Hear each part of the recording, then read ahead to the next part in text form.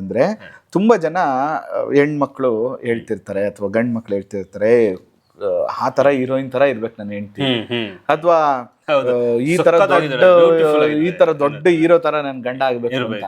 ನೀವು ನೋಡಿ ಅವ್ರಿಗೂ ಡೈವರ್ಸ್ ಆಗಿದೆ. ಕರೆಕ್ಟ್, ಡೈವರ್ಸ್ ಆಗಿರುತ್ತೆ. ಅಂದ್ರೆ ನಿಮ್ಗೆ ಎಲ್ಲೂ ಖುಷಿ ಇಲ್ಲ. ಖುಷಿಯನ್ನ ನಾವು ಕಂಡ್ಕೋಬೇಕು.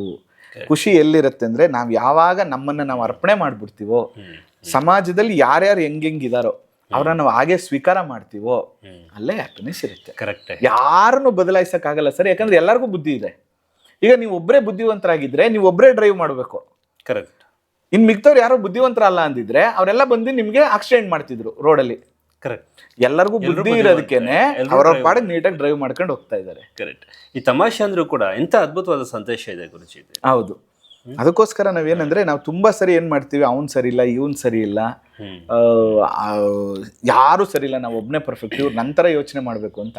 ನಿಂತರ ಯೋಚನೆ ಮಾಡಕ್ ಅವಂದು ಜನ್ಮ, ಅವಂದು ಲೈಫ್, ಅವಂದು ಜಾತಕ ಎಲ್ಲ ಬೇರೆನೆ. ಅದರಿಂದ ನಂತರ ಯೋಚನೆ ಮಾಡೋದಲ್ಲ, ಅವ್ನ್ ಹೆಂಗಿದಾನೆ ಹಂಗೆ ಸ್ವೀಕಾರ ಮಾಡ್ಬಿಟ್ರೆ ಮುಗಿದೋಯ್ತು. ಅಥವಾ ಬೇಡವಾ ಸುಮ್ನೆ ಇದ್ಬಿಡೋದು. ಇಷ್ಟ ಆಗ್ಲಿಲ್ವಾ ದೂರ ಇದ್ಬಿಡಿ. ಇದು ರೈಟ್ ನ್ಯೂಸ್.